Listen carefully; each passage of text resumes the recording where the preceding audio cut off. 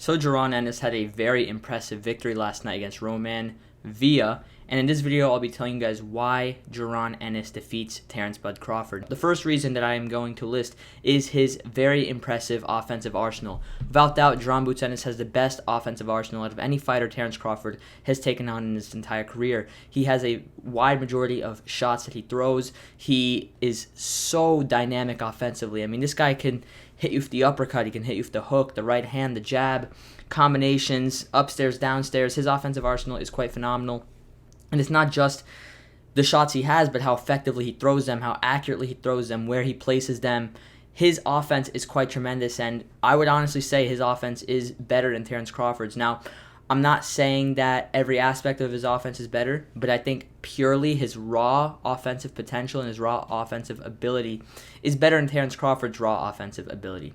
The second reason that Ennis defeats Terence Crawford is his size. Now, Jaron Ennis is way bigger than Terence Crawford physically. Now, Crawford, I do feel, is the stronger of the two guys. I think Terence Crawford has a very underrated physical brute strength. However, Jaron Ennis is way bigger than Crawford and arguably the biggest guy he's ever fought. Not the tallest guy. I believe Victor Postol is taller than Ennis, which is kind of crazy to think about.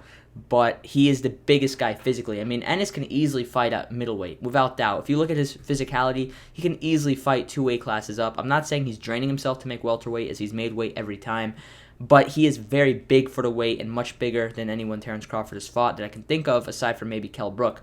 He's a very big guy, and his physicality will help him in that aspect. His ability to take punches will be better because of how big he is, and his ability to land big, heavy shots will be even greater because of his size. The next reason is his youth. Now, as much as you can argue that Terence Crawford's age is an advantage for him because of his experience, Jaron Ennis' youth is a separate big advantage that he has. This guy is very young, and that definitely helps him for sure. He has a lot of hunger, a lot of determination. His reflexes are still fully there because of his young age. His hunger is fully there. He has so much to prove, and because of how young he is, he naturally has a chip on his shoulder. But him being so young definitely benefits him in a separate way. As I said, the experience of Terence Crawford is a benefit for Crawford, but the youngness of Jaron Ennis helps him for sure. This is a guy whose reflexes are still there, has not taken much wear and tear in his pro career, and has that hunger and a determination to be the best. The next reason is, as mentioned before, his power. Jaron Ennis has tremendous power. He's 31-0 with 28 wins coming by way of knockout. He is arguably the biggest puncher at welterweight. It's between him, Crawford, and Spence and Virgil. Those are the 4 best guys at welterweight, are in my opinion the 4 biggest punchers in the weight class. And he hits extremely hard, Jaron Ennis, specifically due to how big he is as well. He's a big guy with a lot of power, and if he hits Terence Crawford for a bomb, it will affect him. We saw Terence Crawford get hurt against Mean Machine. We've seen him get hurt against Gamboa, and I know that was years ago, but it proves that Crawford is capable of getting hurt in a fight. And I believe Jaron Ennis, if he lands the right shot, and I feel he will likely land the right shot at one point in the fight, as good of a defensive fighter Terence Crawford is, Jaron Ennis' offense is so good. I can't see Jaron Ennis not having success in the fight, and if he does land those shots, Crawford will feel them, and it'll definitely be a danger for Crawford. Ennis is a massive puncher, and Terence Crawford has to be very careful and tread very lightly in this bout. The final reason is his speed. Now, Crawford's a fast guy as well, but I feel Ennis' hand speed is tremendous.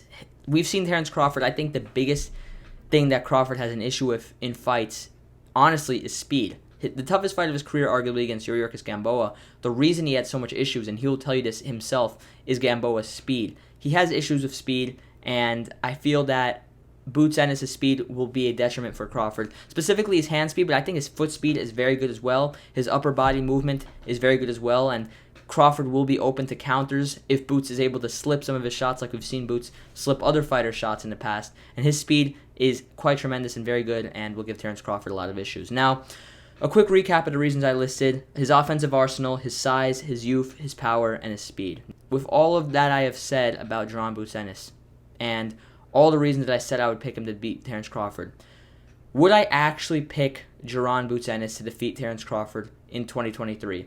The answer is no. I still think Terence Crawford, with all that I said, I feel Crawford's experience will be too much. I feel his adaptive style where he would eventually figure Ennis out. We saw Roman Villa have moments where he seemed like he was slightly figuring Ennis out. Now, Ennis obviously didn't get figured out. I only gave Villa 1 round if he's lucky too, if he's fortunate too.